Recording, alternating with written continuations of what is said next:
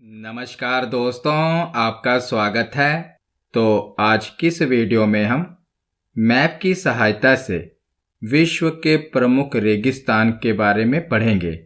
तो आपको बस कुछ ही मरुस्थल के बारे में पता होना चाहिए, यही बार बार एग्ज़ाम में रिपीट होते हैं। तो पहले हम सभी मरुस्थल के बारे में पढ़ेंगे और लास्ट में प्रीवियस ईयर क्वेश्चन को भी अटेम्प्ट करेंगे। तो चलिए बिना देरी किए हुए वीडियो की शुरुआत करते हैं और सबसे पहले देखते हैं कि रेगिस्तान, मरुस्थल या डेजर्ट कहते किसे हैं। तो मरुस्थल या रेगिस्तान ऐसे क्षेत्रों को कहा जाता है जहां पर वर्षा और हिमपात का योग, हिमपात यानी कि बर्फबारी, तो वर्षा और हिमपात का योग अन्य क्षेत्रों की अपेक्षा बहुत कम होता है और जहां पर वार्षिक औसत वर्षा 25 सेंटीमीटर से भी कम होती है उन्हें मरुस्थल कहा जाता है। तो ये डेफिनेशन याद रखना, जहां पर वार्षिक औसत वर्षा 25 सेंटीमीटर से भी कम होती है उन्हें मरुस्थल कहा जाता है। और मरुस्थल को हम दो भागों में बांट सकते हैं, गर्म रेगिस्तान और ठंडे रेगिस्तान। तो जब भी रेगिस्तान का नाम आता है तो हमारे दिमाग में यही आता है कि वो बहुत गर्म होगा, वहाँ पर रेत होगी, पर ऐसा ज़रूरी नहीं है। रेगिस्तान गर्म भी हो सकता है और ठंडे रेगिस्तान भी हो सकते हैं। तो वीडियो के लास्ट में मैं एक ही स्लाइड में आपको बता दूंगा कि कौन कौन से रेगिस्तान गर्म हैं, कौन कौन से ठंडे रेगिस्तान हैं। पहले हम इनको एक बार पढ़ेंगे और लास्ट में एक ही स्लाइड में देख लेंगे कि कौन से गर्म रेगिस्तान हैं और कौन से ठंडे रेगिस्तान हैं। तो यहाँ पर मैं आपको कुछ उदाहरण बता देता हूँ कि गर्म रेगिस्तान कौन कौन से हैं। जैसे सहारा मरुस्थल अफ्रीका का है, ये गर्म रेगिस्तान है। थार मरुस्थल ये भारत और पाकिस्तान की सीमा पर है, ये भी गर्म मरुस्थल है। और ठंडे रेगिस्तान में देखें तो अंटार्कटिक मरुस्थल और गोबी मरुस्थल ये ठंडे रेगिस्तान के उदाहरण हैं।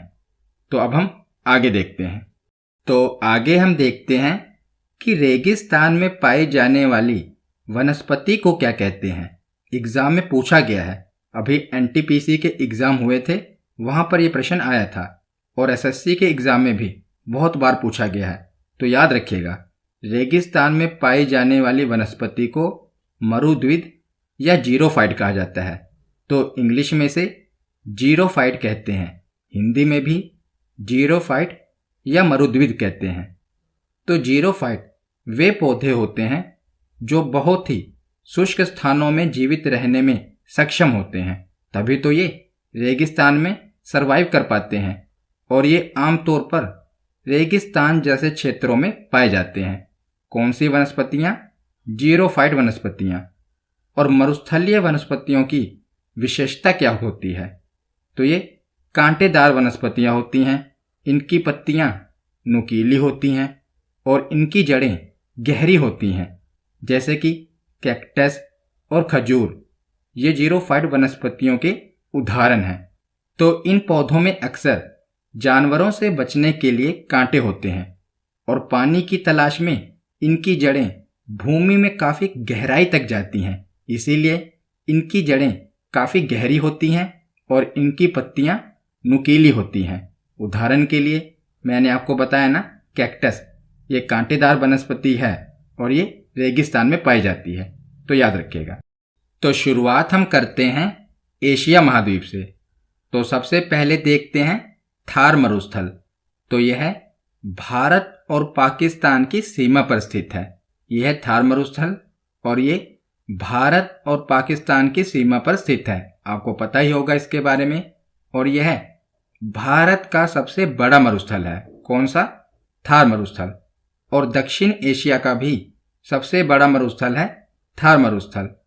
और जो ये मरुस्थल है थार मरुस्थल, इसका जो भाग पाकिस्तान में आता है उसे क्या कहा जाता है? तो पाकिस्तान वाले भाग को चोलिस्तान कहा जाता है। यह भी जो एनटीपीसी के एग्जाम हुए थे उसमें यह प्रश्न आया था कि थार मरुस्थल के पाकिस्तान वाले भाग को क्या कहा जाता है, तो उसे चोलिस्तान कहा जाता है पाकिस्तान में, याद रखिएगा। और ये दक्षिण एशिया का सबसे बड़ा मरुस्थल है। अगला मरुस्थल है तकलामाकन मरुस्थल और ये चीन का सबसे बड़ा रेगिस्तान है, तकलामाकन मरुस्थल, और इसे खंडहरों का स्थान और मृत्यु के सागर के रूप में भी जाना जाता है। ये इसके उपनाम है। आपसे पूछा जा सकता है कि खंडहरों का स्थान किस मरुस्थल को कहा जाता है, तो तकलामाकन मरुस्थल को। और ये है कहाँ पर, तो बहुत बार पूछा गया है। ये चीन में है और चीन का सबसे बड़ा रेगिस्तान है कौन सा, तकलामाकन मरुस्थल। तो तकलामाकन मरुस्थल के बाद है गोबी मरुस्थल, और गोबी मरुस्थल चीन और मंगोलिया के सीमा पर है, पर इसका अधिकतम भाग मंगोलिया में आता है।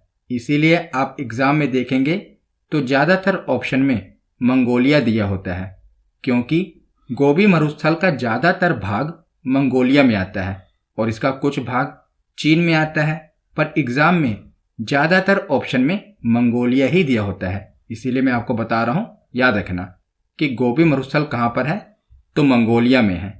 तो गोबी मरुस्थल को मंगोलियाई भाषा में क्या कहा जाता है, तो इसका अर्थ है निर्जल स्थान जहाँ पर जल न हो। तो ये मंगोलिया और चीन दोनों भागों में फैला हुआ है। और 2 कुबड़ वाले बैक्ट्रियन ऊंट भी गोबी मरुस्थल में ही पाए जाते हैं। आप ये इमेज में देख रहे हैं, तो 2 कुबड़ वाले जो ऊंट हैं जिन्हें बैक्टीरियन ऊंट कहा जाता है, ये गोबी मरुस्थल में ही पाए जाते हैं। तो ये कुछ एक्स्ट्रा इन्फॉर्मेशन है, ये भी आपको पता होनी चाहिए। तो उसके बाद आगे देखते हैं, तो दश्ते लूट और दश्ते काविर ये दोनों ही मरुस्थल ईरान में हैं। तो दोनों को याद रखिएगा, एक है दश्ते लूट और दूसरा है दश्ते काविर। तो जिसमें दश्त लगा है, ये दोनों ही ईरान में आते हैं, याद रखिएगा। अगला मरुस्थल है कराकुम मरुस्थल। ये कहाँ पर है, तो ये तुर्कमेनिस्तान में है। तो दश्ते लूट ईरान में है, दश्ते काविर ईरान में है और कराकुम मरुस्थल तुर्कमेनिस्तान में है। तो एशिया महाद्वीप के बाद देखते हैं अफ्रीका महाद्वीप। तो अफ्रीका महाद्वीप में आपको जो पहला मरुस्थल याद रखना है, ये है सहारा मरुस्थल। तो सहारा मरुस्थल दुनिया का सबसे बड़ा गर्म मरुस्थल है और यह अफ्रीका महाद्वीप में स्थित है, जिसकी सीमा 11 देशों के साथ लगती है। तो इतने बड़े आकार का, इतने बड़े क्षेत्र का मरुस्थल है ये सहारा मरुस्थल, जिसकी सीमा 11 देशों के साथ लगती है। तो कौन कौन से देश हैं, जैसा कि आप मैप में देख रहे हैं, अल्जीरिया, चाड, लीबिया, माली, मोरिटानिया, नाइजर, सूडान, ट्यूनीशिया, मिस्र, मोरक्को और पश्चिमी सहारा, इन 11 देशों के साथ सहारा मरुस्थल की सीमा लगती है। तो ये दुनिया का सबसे बड़ा गर्म मरुस्थल है, याद रखिएगा। देखिए, दुनिया का सबसे बड़ा मरुस्थल वैसे तो अंटार्कटिका मरुस्थल है, पर जो अंटार्कटिका मरुस्थल है ये धरती के ध्रुवों पर है, तो इसे ध्रुवीय मरुस्थल कहा जाता है। पर आपको जब एग्जाम में प्रश्न आएगा और पूछा जाएगा कि दुनिया का सबसे बड़ा मरुस्थल कौन सा है, तो अगर अंटार्कटिका और सहारा दोनों ही मरुस्थल दिए हों, तो आपको अंटार्कटिका मरुस्थल को ही टिक करना है, क्योंकि वही दुनिया का सबसे बड़ा मरुस्थल है। पर अगर अंटार्कटिका मरुस्थल ऑप्शन में नहीं दिया, केवल सहारा मरुस्थल ही दिया हो, तो आपको सहारा मरुस्थल को टिक करना है कि सहारा मरुस्थल दुनिया का सबसे बड़ा मरुस्थल है, क्योंकि जो अंटार्कटिका मरुस्थल है ये ध्रुवों पर है, ये ध्रुवीय मरुस्थल है। इसीलिए जब भी एग्जाम में आए और दोनों ऑप्शन दिए हों, तो अंटार्कटिका मरुस्थल सही होगा। पर अगर अंटार्कटिका मरुस्थल नहीं दिया और केवल ऑप्शन में सहारा मरुस्थल दिया हो, तो सहारा मरुस्थल सही होगा।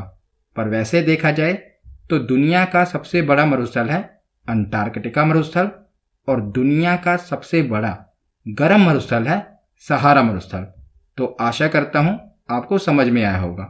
तो सहारा मरुस्थल के बाद अफ्रीका का अगला मरुस्थल है कालाहारी मरुस्थल। Very very important. तो कालाहारी मरुस्थल भी अफ्रीका महाद्वीप के बोत्सवाना में स्थित है। तो आपसे एग्जाम में यही पूछा जाता है कि कालाहारी मरुस्थल कहाँ पर है, तो ये अफ्रीका महाद्वीप के बोत्सवाना में स्थित है। तो अफ्रीका महाद्वीप के बाद देखते हैं उत्तरी अमेरिका। तो उत्तरी अमेरिका में आपको 3 रेगिस्तान याद रखने हैं। पहला है ग्रेट बेसिन मरुस्थल, ये अमेरिका में है और ये अमेरिका का सबसे बड़ा रेगिस्तान है। कौन सा? ग्रेट बेसिन मरुस्थल। उसके बाद है मोजावे मरुस्थल, ये भी संयुक्त राज्य अमेरिका में है। तीसरा है सोनोरन मरुस्थल, तो ये अमेरिका और मेक्सिको में है, मतलब कि दोनों की सीमा पर है, पर ज़्यादातर इसका भाग मेक्सिको में आता है। सोनोरन मरुस्थल का अमेरिका और मेक्सिको दोनों में ये फैला हुआ है, पर अधिकतर इसका भाग मेक्सिको में आता है।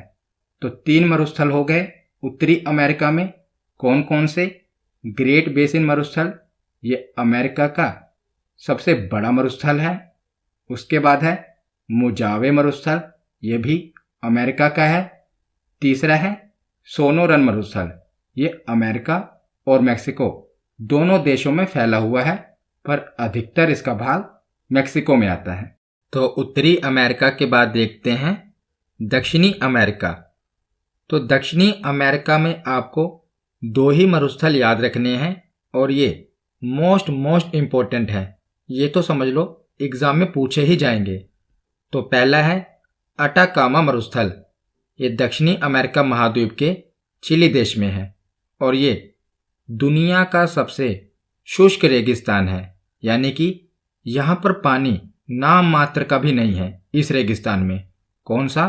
अटाकामा मरुस्थल, ये दक्षिणी अमेरिका महाद्वीप के चिली देश में है। और दूसरा मरुस्थल है पेंटागोनिया मरुस्थल, ये अर्जेंटीना में है, दक्षिणी अमेरिका महाद्वीप के अर्जेंटीना में। तो याद रखिएगा अटाकामा मरुस्थल है चिली में और पेंटागोनिया मरुस्थल है अर्जेंटीना में। तो अब हम ऑस्ट्रेलिया महाद्वीप देखते हैं। तो ऑस्ट्रेलिया महाद्वीप में आपको 3 मरुस्थल याद रखने हैं। कौन कौन से? पहला है ग्रेट सैंडी मरुस्थल, दूसरा है गिब्सन मरुस्थल और तीसरा है ग्रेट विक्टोरिया मरुस्थल। तो सैंडी, गिब्सन, विक्टोरिया, ऐसे आपको तीनों याद रखने हैं। कौन कौन से? एक बार और बोलिए। सैंडी, गिब्सन, विक्टोरिया, ये तीनों ही कहाँ पर हैं? तो ऑस्ट्रेलिया में हैं। और ऑस्ट्रेलिया को प्यासी भूमि का देश भी कहा जाता है, यह भी आपको याद होना चाहिए। किसे कहा जाता है? ऑस्ट्रेलिया को प्यासी भूमि का देश। यहाँ पर कौन कौन से मरुस्थल हैं? सैंडी, गिब्सन और विक्टोरिया। अब हम कुछ इम्पोर्टेंट पॉइंट्स देख लेते हैं जो डायरेक्ट एग्जाम में पूछ ले जाते हैं। तो दुनिया का सबसे बड़ा मरुस्थल कौन सा है? तो अंटार्कटिका मरुस्थल।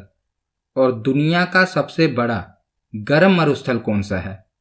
तो सहारा मरुस्थल। और सबसे शुष्क मरुस्थल कौन सा है? तो अभी हमने पढ़ा अटाकामा मरुस्थल। और दक्षिण एशिया का सबसे बड़ा मरुस्थल कौन सा है? तो हमारा थार मरुस्थल। और याद रखिएगा सबसे ज़्यादा जनसंख्या घनत्व वाला मरुस्थल भी थार मरुस्थल ही है। और कौन सा ऐसा महाद्वीप है जहाँ पर कोई भी मरुस्थल नहीं है? तो यूरोप महाद्वीप। यहाँ पर कोई भी मरुस्थल नहीं है यूरोप महाद्वीप में, याद रखिएगा। तो लास्ट में अब हम ये देख लेते हैं कि कौन कौन से मरुस्थल ठंडे हैं और कौन से मरुस्थल गर्म हैं। तो एग्जाम में आपसे ऐसे पूछा जाता है कि बताइए निम्नलिखित में से कौन सा मरुस्थल ठंडा है। तो आपको ऑप्शन दिए होंगे और आपको बताना होगा। तो ठंडे मरुस्थल देख लेते हैं कौन कौन से हैं। तो अंटार्कटिक मरुस्थल, ये ठंडा मरुस्थल है। गोबी मरुस्थल जो कि मंगोलिया और चीन की सीमा पर है, मैंने आपको बताया था, और अधिकतम भाग इसका मंगोलिया में आता है, तो ये भी ठंडा मरुस्थल है। ग्रेट बेसिन मरुस्थल जो कि अमेरिका में है, ये भी ठंडा मरुस्थल है। मोजावे मरुस्थल ये भी अमेरिका में है, ये भी ठंडा मरुस्थल है। पेंटागोनिया मरुस्थल अभी हमने पढ़ा दक्षिण अफ्रीका के अर्जेंटीना में है, ये भी ठंडा मरुस्थल है। अब हम देखते हैं कि कौन कौन से मरुस्थल गर्म मरुस्थल हैं। तो सबसे पहले है सहारा मरुस्थल जो कि अफ्रीका महाद्वीप में है और 11 देशों के साथ इसकी सीमा लगती है। उसके बाद है कालाहारी मरुस्थल, ये भी गर्म मरुस्थल है। दश्ते लूट और दश्ते काविर दोनों ही कहाँ पर हैं? ईरान में हैं और ये भी गर्म मरुस्थल हैं। थार मरुस्थल ये भी गर्म मरुस्थल है। तकलामाकन मरुस्थल जो कि चीन में आता है, ये भी गर्म मरुस्थल है। और लास्ट में जो हमने ऑस्ट्रेलिया महाद्वीप में पढ़े, ये तीनों ही सैंडी, गिब्सन और विक्टोरिया, ये तीनों ही मरुस्थल गर्म मरुस्थल हैं। तो आशा करता हूँ आपको समझ में आ गया होगा कि कौन कौन से मरुस्थल ठंडे हैं और कौन कौन से मरुस्थल गर्म हैं। तो अब हम प्रीवियस ईयर क्वेश्चन अटेम्प्ट करते हैं और देखते हैं कि हमारे कितने प्रश्न सही होते हैं। तो पहला प्रश्न है कि दक्षिण एशिया का सबसे बड़ा मरुस्थल कौन सा है? तो दक्षिण एशिया का सबसे बड़ा मरुस्थल है थार मरुस्थल। अगला प्रश्न है कि निम्नलिखित में से कौन विश्व का सबसे बड़ा मरुस्थल है? तो विश्व का सबसे बड़ा मरुस्थल है अंटार्कटिक मरुस्थल, पर ऑप्शन में दिया हुआ है सहारा, तो इसका सही जवाब होगा ऑप्शन सी, सहारा मरुस्थल। पर अगर यहाँ पर अंटार्कटिक मरुस्थल भी दिया होता तो इसका सही जवाब होता अंटार्कटिक मरुस्थल, पर अंटार्कटिक मरुस्थल नहीं दिया, केवल सहारा मरुस्थल दिया है, तो ऑप्शन सी सही जवाब होगा। अगला प्रश्न है कि गोबी मरुस्थल किस देश में स्थित है? तो मैंने आपको बताया था कि ये चीन और मंगोलिया की सीमा पर है, पर अधिकतर भाग कहाँ पर है? मंगोलिया में है, तो इसका सही जवाब होगा ऑप्शन सी, मंगोलिया। अगला प्रश्न है कि पेंटागोनिया मरुभूमि किस देश में स्थित है? तो पेंटागोनिया मरुस्थल दक्षिण अफ्रीका के देश अर्जेंटीना में है। अगला प्रश्न है कि तकलामाकन मरुस्थल किस देश में स्थित है? तो तकलामाकन मरुस्थल चीन में स्थित है, इसका सही जवाब होगा ऑप्शन डी। अगला प्रश्न है दश्ते काबिर मरुस्थल किस देश में स्थित है? तो दश्ते काबिर और दश्ते लूट दोनों ही मरुस्थल कहाँ पर हैं? ईरान में हैं। अगला प्रश्न है कि विश्व में सबसे शुष्कतम मरुस्थल कौन सा है? तो सबसे शुष्कतम मरुस्थल कौन सा है? अटाकामा मरुस्थल, जो कि चिली में है। अगला प्रश्न है विश्व का मरुस्थल विहीन कौन सा महाद्वीप है? तो किस महाद्वीप में एक भी मरुस्थल नहीं है? तो ये है यूरोप महाद्वीप। अगला प्रश्न है सहारा मरुस्थल किस महाद्वीप में है? तो सहारा मरुस्थल अफ्रीका महाद्वीप में है। अगला प्रश्न है, तो यहां पर आपको सूची 1 को सूची 2 से सुमेलित करना है। तो सूची 1 में मरुस्थल दिए हुए हैं और सूची 2 में देश दिए हुए हैं, तो आपको मिलाना है। तो पहला है गोबी, तो गोबी मरुस्थल कहाँ पर है? तो गोबी मरुस्थल मंगोलिया में है, तो पहला तो सही होगा। दूसरा है अटाकामा, अटाकामा मरुस्थल अर्जेंटीना में है, तो बी का तीसरा होगा। तो ऑप्शन में देख लेते हैं, तो ऑप्शन सी सही होगा। ए का पहला होगा, यानी कि गोबी मरुस्थल मंगोलिया में है। बी का चौथा ऑप्शन होगा, यानी कि अटाकामा मरुस्थल चिली में है।